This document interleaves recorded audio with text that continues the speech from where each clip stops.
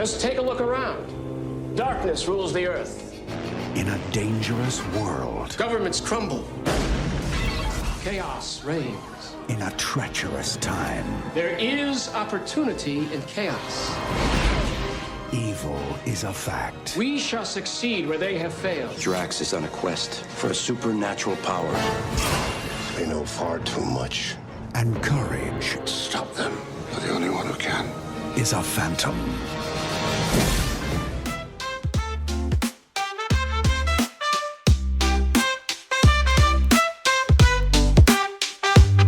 Come get your tune-up. It's time for your tune-up.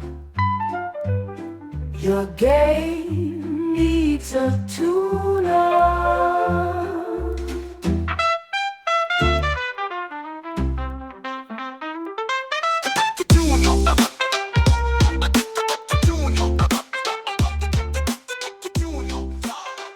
Well, we are back for another episode of Tabletop Tune-Up. Mark, you threw me a curveball there. I thought we had kind of a old-timey sound, but then we got some something newer at the end there.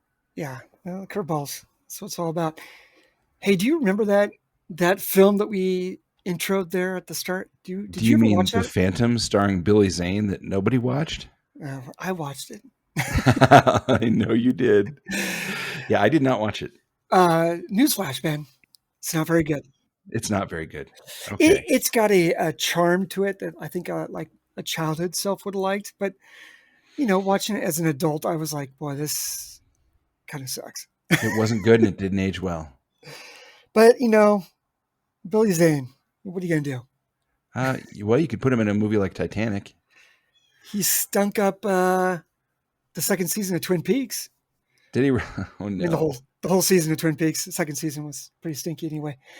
Yeah, it's a topic for another time. It is. You know what the topic is for this time? This time we are going to talk about Broken Compass here on the Tabletop Tune-Up Podcast. I'm your host, Ben Dyer, with my co-host, Mark Lehman. And this was a game I discovered actually in a bookstore, and it was like nothing else I saw on the shelf. I could see why. That book cover is amazing. Yeah, it's this little kind of book cover that was kind of sitting on the, in the RPG shelf. There's a lot of other very colorful stuff around it, but like this looked like an old school Grail diary. And I pulled it out, and it turns out it's this high adventure, very cinematic game. For those of you that have not heard of this and want to go looking for it, I will say that it's actually out of print. You can still find copies out there, but it has a descendant, which is younger, sexier, maybe a bit more polished. And that is Outgunned. So if you're interested in either Broken Compass or Outgunned, it's the same developer. Generally same rule set, but I think there's some refinements in Outgunned that you'll probably like more. I will say this, I saw the covers and stuff for the Outgunned series, which are remarkable. They look fantastic. Do they have the intrigue of the leather-bound journal that you're going to find in that bookstore? I don't know, but they are gorgeous. They do have a good art department. I'll say one of the reasons also, just to flash back to our intro, why we chose this pulp intro, because when we played Broken Compass, we played it like a pulp adventure game. That's right. We set up a kind of hunt for the lost city of Atlantis, which if you're going to do a pulp game, go big, right? Yeah, that was good. And so we played, I want to say we played about 6 sessions or so of that game? 6 I think or 7? that's about right. It took us about half those sessions to finally figure out what made this game special. Yeah, and that's what we want to talk about. This is our game review of the Broken Compass Outgunned system, and it is one that it took us a while to wrap our heads around. You guys, I can tell you the gist of the mechanics for the whole game system right now. It's very simple. Task resolution is going to be whether you're hitting basic, critical, extreme, or impossible tasks, and those are difficulties 2, 3, 4, and 5. And what you're testing for is a match of results in a dice pool. So match meaning like if I roll 2 2s, then that's a basic success. Or if I roll 3 2s, that's a critical success, and so forth, right? So I want to see how many of these I'm going to match. And am I going to get 2 of a kind or 3 of a kind or 4 of a kind? That's the basic idea behind the mechanics. So interestingly, there's no math. You might add or subtract dice from the pool, but generally speaking, that's all you're going to roll, and you're going to kind of pattern match and find out how many successes you got that way.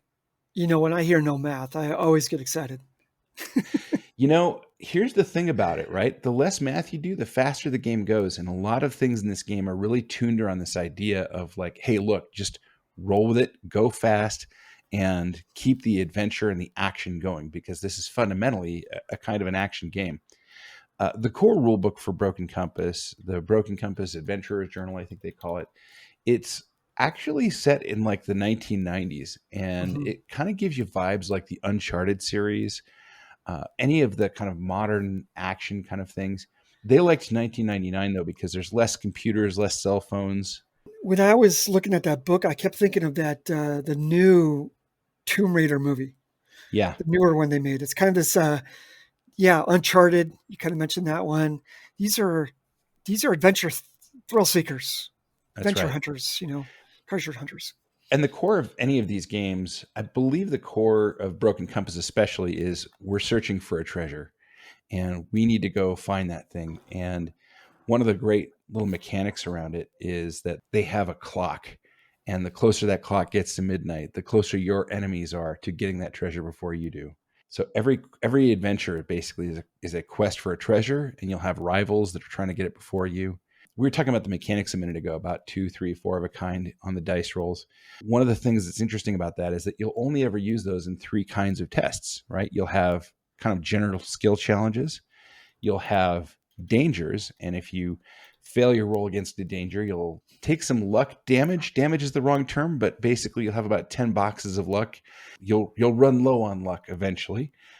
Or if it's a danger you can fight, that's an enemy. So a group of thugs, a bunch of Nazis, whatever it might be, some goons, or it might be a big, powerful goon, right? The game actually doesn't really care what the numbers look like, because when you get into a fight, this took a long time for me to work out. I think it took me like 3 sessions before we figured this out. Basically, everybody on one side rolls, everybody on the other side rolls, and that's kind of it. That's kind of how it works in Outgunned. In Broken Compass, it was just all your players roll to hit. If they succeed and take out the enemies, then nothing bad happens. If they don't, then they take some damage, and then they can repeat or not. But it's so fast.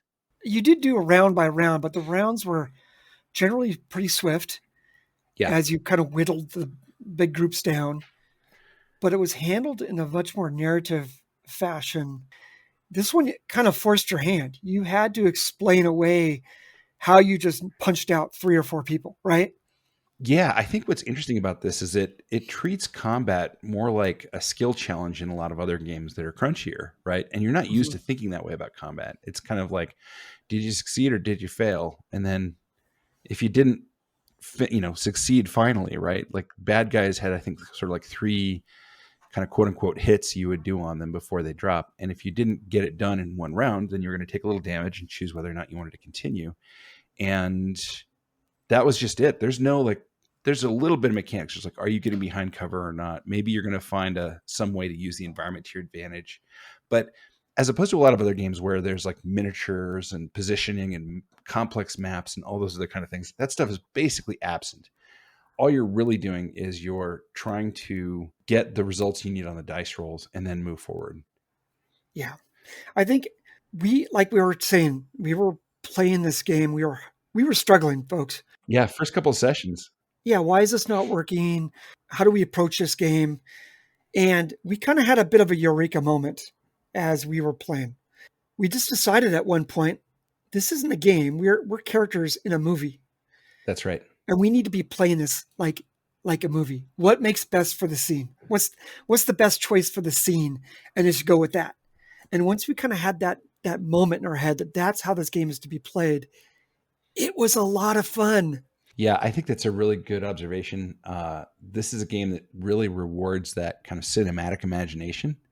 And I think that you'll have a great time with it, you out there listeners, if you kind of approach this like, look, the mechanics are there to help you tell a story more than they're there to give you a complex set of levers that you can adjudicate round by round to see if you win or lose. In fact, in Broken Compass, there's a lot of different cutouts and moments and sidebars where they're saying things like, look, failing is not bad. Failing is where you get into more danger and it's more thrilling. And that's Yeah. a virtue, not a flaw. Yeah, and I think there's a lot of freedom in this game, folks. It's not like a real, round to round kind of combat where you get into this initiative, which is a time. This is all done by storytelling. So you have a lot of creativity.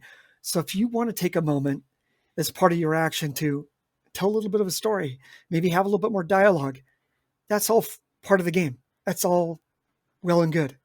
So one of the things that I think actually rewards that a bit, or that kind of heightens that, is this idea of risking dice rolls.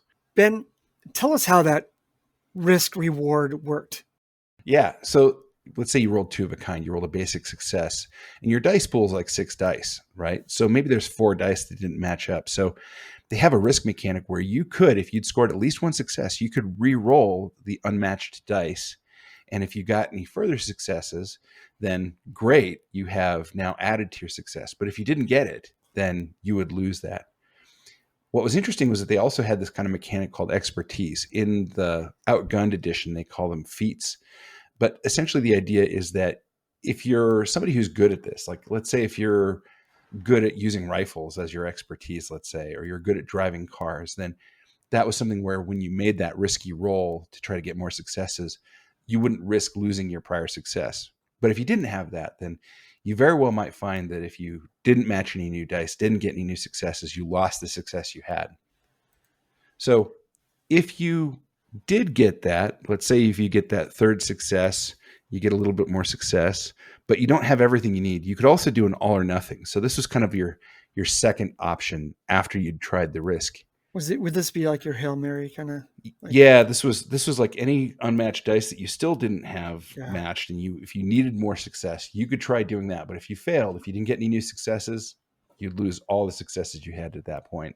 Mm-hmm. So that was a fun, risky mechanic. All of these are ways of heightening the suspense around a given dice roll. But because you're not doing math, you're just doing pattern matching, it all goes pretty quickly, and you can just do it without doing a lot of complex problem solving to see what the result was. Yeah, and you had a series of both stats like you would in, D&D, where you'd have like, strength, wisdom, all that. They broke theirs down into a kind of a more adventuristic kind of idea. So you had action, guts, knowledge, society, wild, and crime. These were like your core, things that made up your being. And then within each one of those, they had some subcategories. For instance, action would have something like, stunt work. That could be Right. part of it. So you would kind of combine these things a little bit to make skill checks, which made for a real fluid experience at the game table when you're just wanting to, as a GM, you want to make a roll for something. You want the players to make a roll for something. You could say, just give me this check here. And you might even be able to mix and match these a little bit to get the kind of, fine tune that you want.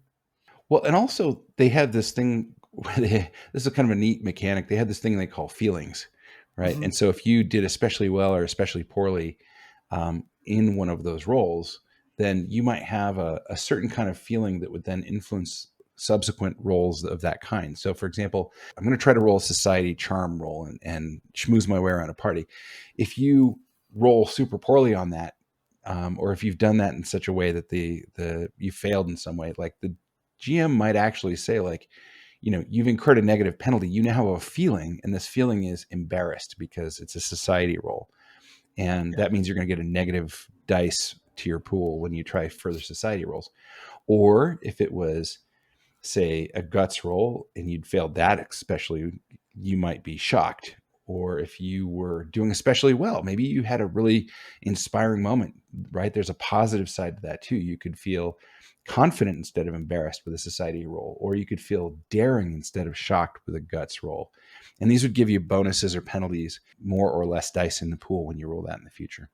And again, at first the first few games, we were looking at these stats thinking, well, some of these are obviously more important to the game than others. That was our initial thought.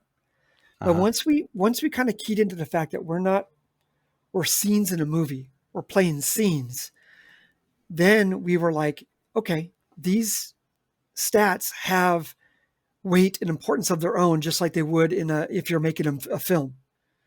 Like the character isn't just, Indiana Jones doesn't just punch his way out of every problem. Yeah, sometimes he has to charm his way through.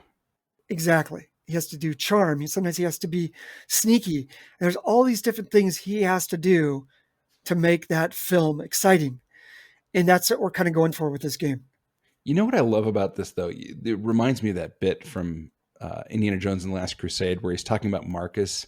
You know, he's got a 2-day head start, which is more than he needs. He's got friends in every market. He knows 10 languages. You're never going to catch up with him, right? And of course, the next thing we flash to is Marcus being utterly kind of hapless in some market in Cairo, right? And that's sort of a good observation about like, yeah, no, you're going to need everything, right? You're going to need your social roles. You're going to need your roles that get you through foreign places. So a lot of really interesting stuff here. And knowing that you're playing a scene in a film, in the case, gave us a lot more freedom to be a little bit like okay with failure. Yeah. In most games, we were so fixated on like, we got to succeed with this. Part of the fun in a film was when a character fails. So we were okay with that because it still served the scene. It was still fun. Yeah. One of the things we did in this game, which I see very, very rarely in most other RPGs, is you guys got captured. And we were okay with it because it still was like, we got a chance to kind of have moments with the villain and have some conversations. You have that fateful dinner across the table from the villain. You'd be looking for a moment to turn the tables on them when you're working your way through the sunken city of Atlantis, that kind of stuff. And I think we would have been fighting that tooth and nail if you had done that maybe the first couple sessions. But once we kind of figured out what type of game we wanted this to be, it made that whole being captured kind of fun, actually. We had a good time with it. This is really a game that can accommodate virtually anything because, frankly, you don't need to stat up a lot of stuff. It's just, here are the bad guys. Are they basic, critical, extreme, and so on? And for players, one enjoyable thing that I liked, which I referenced in our Traveler review, is that everything you need is on your character sheet from a player standpoint. You don't need to look into the book for anything. It's all on your character sheet. And that made it a lot more enjoyable to be in your character and engage with the people at the table. Yeah. I want to pick out one of the mechanics that I especially thought was fun, which was the luck coin. So you remember earlier we were talking about how if you fail on rolls to beat a danger or an enemy, then you would lose some luck. You know, what's interesting about this game is that it's your luck that saves you. It's not hit points. You don't kind of quote unquote take damage. And the luck that you lose isn't luck damage. It's not like I'm bleeding or this or that. It's that your luck is running out as you fail to overcome these enemies, right? The robots may have blasted the thing you were just behind, or you escaped from that car that was going to go over the cliff by the skin of your teeth, right? There's all these moments where you're going to lose luck. But once you run out of luck, then you face certain death because after all, you're out of luck. And so now the question is, are you going to die from it? And so they have a luck coin. Everybody gets a luck coin. It's a little bit like Inspiration in some other games or Benny's if you play Savage Worlds, but think of it as being a little bit more rare. And when you spend it, there's a fun thing that happens is that you then flip the coin and let's say you call heads. If it comes up heads, you get to keep it. And so you don't have any of your 10 points of luck back, but you've survived certain death. If you continue to face dangers and things that would deteriorate your luck, then you're going to have to keep flipping that coin. And one of these days, your luck's going to run out finally. But I love that there's that little kind of random mechanic at the end that gives you that. Is it unlike a death save? Not really, but flipping a coin to see if your life gets saved and if your luck has finally run out, that seems very pulpy, high adventure fun.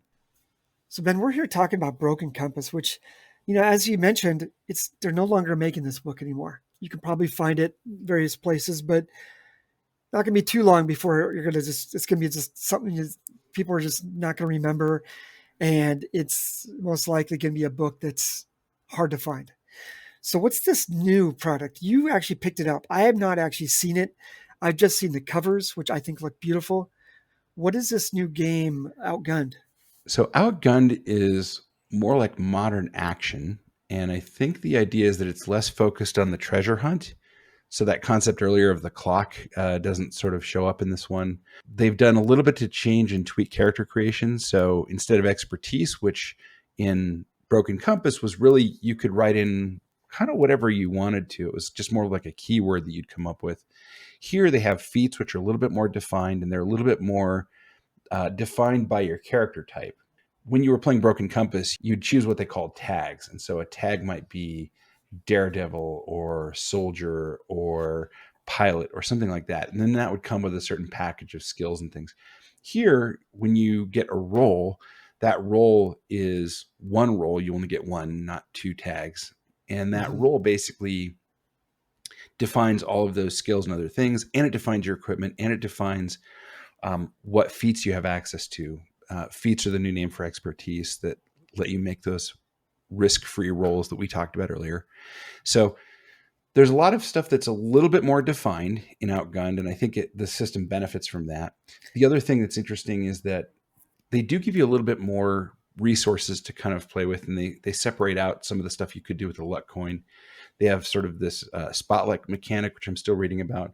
But there's a lot of things that are new, and there's a lot of things that are kind of better defined so that you can play specific kinds of games. And in Outgunned, you have, frankly, a couple different versions of it. One is much more like modern action games like Die Hard, Mission Impossible, that kind of stuff.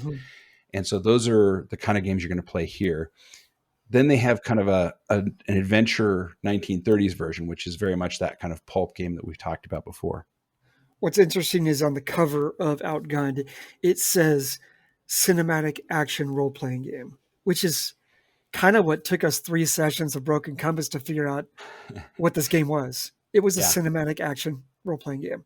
Yeah, I'd say if you're at all interested in this kind of stuff, if you want a fast play action game that is, frankly, I picked it up in one day at Gen Con, and that evening ran a 4-hour game that we kind of improvised and worked our way through. It's super easy to prep. It's super easy to play. And it's a lot of fun, especially if you have a very creative set of players. Yeah. I would recommend. Yeah, I would highly recommend too. It's a fun experience. And I actually look forward to playing Outgunned now that we've had a bit of a taste with Broken Compass. So folks, we don't have a tune-up today, but I have some questions for Ben. Uh-oh, here we go. Ben, you were at Gen Con. I was. I want to hear about it. Like what? Let's do a Gen Con breakdown, folks. Okay. Yeah, the Gen Sound Con effects. breakdown. That's the sounds of the There we games and go. stuff. Hey, Maybe I Ben. can get that back in post. Ben, tell us about Gen Con. What was your highlights? And then I'll get to the lowlights later. Oh, no. Okay, yeah. Well, the highlights. First of all, I did meet the Broken Compass Outgunned guys actually at the booth where they were doing this. Oh, yeah. That was really neat. I got a chance to say, hey, thanks for giving us a great game. I said the art in here was amazing. And the guy turned to his girlfriend and he goes, oh, yeah, that's hers. She does all the art. And I'm like, oh, my God, that's a lot of art. And it's really good. Way to go. Nicely done. Yeah. So I was very happy to meet them. I thought they did a great job. Other things that were highlights. Highlights are always when you find things that you couldn't otherwise get at your local game store. So out of print books, I picked up the Savage Worlds Adventure deck, which I think has some really great little rando things to throw into your games.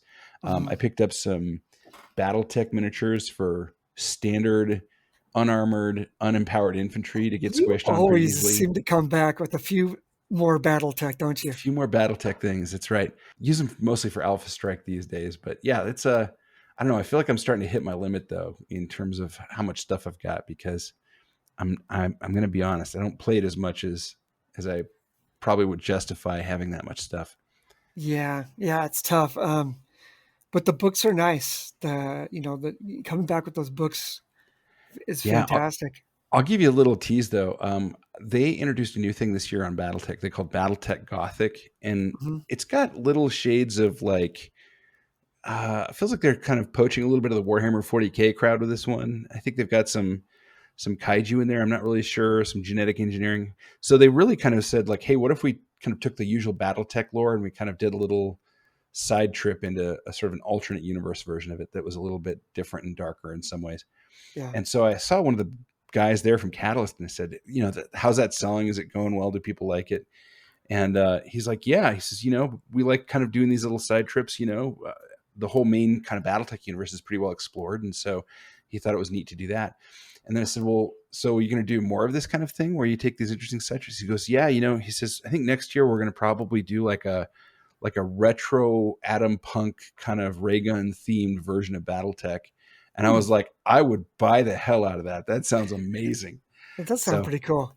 I hope they They've do that. always, it always felt like they were occupying the same space as Warhammer, and Warhammer just takes up all the oxygen in the room. You know what I mean? Like, it's tough playing in Star Wars and Star Trek. So, like when you're in the same sandbox as these big juggernauts, Yeah. it's tough to compete. But hey, they've done a good job over the years keeping up with their I own think they're stuff. kind of at their most popular ever. So I think that's they're having a good moment right now. I'll just say that. Good. They're selling well, and I think they've got great stuff. They've got great lore. And I think some of the things that are attracting a lot of Warhammer players to Games Workshop players, I should say broadly, to BattleTech is that it's kind of cheaper to get into and easier to play. There's a lot of Warhammer that's focused around tournament play, and I think BattleTech's a little bit more relaxed in the community, and I think that is welcoming to people, so that's good. Other role-playing games, role-playing books, lots of role-playing accessories, all kinds of stuff out there. And of course, as you walk through the vendor floor and you see all that stuff, you're just like, wow, this looks really neat, and I will probably never use it. Well, we've talked about the highlights. There were some lowlights though, weren't there, Ben? Oh my gosh, I got sick on Friday night and basically canceled my Sunday flight home and came home Saturday instead, and was sick for a week, and it was awful. But that's the price you pay, man. It's a 70,000 person super spreader event they got going on in there in Indianapolis. That's what it is. So you got there Thursday, right? Yeah, well, Wednesday, and then the whole thing starts Thursday. Played some fun games. Played a game of D&D 4th edition, which I hadn't played for a long time. Why would you do that? There was somebody else in our party who wanted to play that, and so I was like, all right, sure, let's see what that's. Oh, nope, this is exactly what I remember. Yeah. Also played a game of Champions, which I thought was really well done. Listen, when it's done right by people that know how they're doing it, and they've got some great set pieces, I should show you some of the pictures. This guy had as his end piece this kind of great bridge where bad guys were wasting civilians and cars and all this stuff, and there were miniatures for the whole thing, and it was great. We had people getting knocked off the bridge, but then a second later, because that's how fast our superheroes are moving, somebody will fly down and swoop them up and save the civilians who are still in the act of falling toward the water. That sounds like a lot more fun than 4th edition D&D. I'll tell you that. I'll say it this way. I think it was. But the 4th edition guys knew their stuff. So it's kind of like, do you like 4th edition D&D or not, really? No. Yeah. I could do a whole podcast on my dislike of 4th edition. But there's, you know what? The thing is, there's other editions to enjoy. Last thing I'll say is I also picked up a copy of Daggerheart, and so I'm starting to read through that, and that looks interesting. That's our new game from the Critical Role guys, and it looks interesting. They got a lot of neat concepts and a very narrative-focused, but not entirely narrative-focused game. A lot of times when you say narrative-focused, people think that it's very, very rules light. Yeah. I think there's enough here to keep crunchy players satisfied, but we'll see. Honestly I don't know anything about it. I just saw the cover, thought the art design looked fantastic. Yeah. Whoever did that cover did a great job. It just looks really inviting. But beyond that, I don't know anything about it. I'd never really watched Critical Role, so I'm kind of in the dark. Critical Role always use D&D rules, so yeah. As yet, they started with Pathfinder, right? Yeah, like very, very early on, but like as soon as they started, that was the home group did Pathfinder, and then as soon as they started playing on a streamed service, they started playing with D&D. Well, there you go. Well, folks, we had a good time today. We did. Lots happening in this space. Stay tuned, and we'll be back in a couple more weeks with another episode of Tabletop Tune-Up. I think it's episode 50, Ben. Is that we've got a milestone coming. That's right. Is that a milestone? All right. Well, folks, some new surprises. Have a great week. Have a great 2 weeks, and we'll see you in a couple. That's right. And by the way, until then, keep those dice rolling. Well, get your tune-up. It's time for your tune-up. Your game needs a tune-up.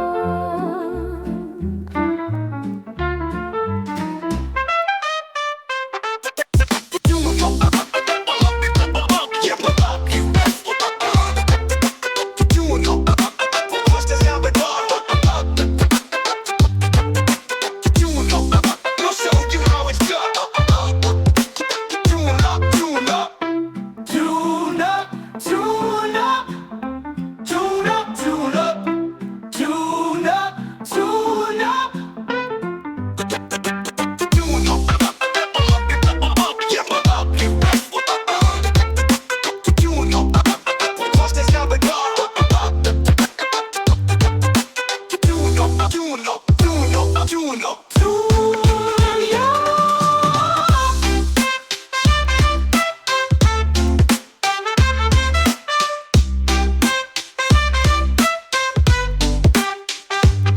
Come get your tune-up. It's time for your tune-up. Your game needs a tune-up.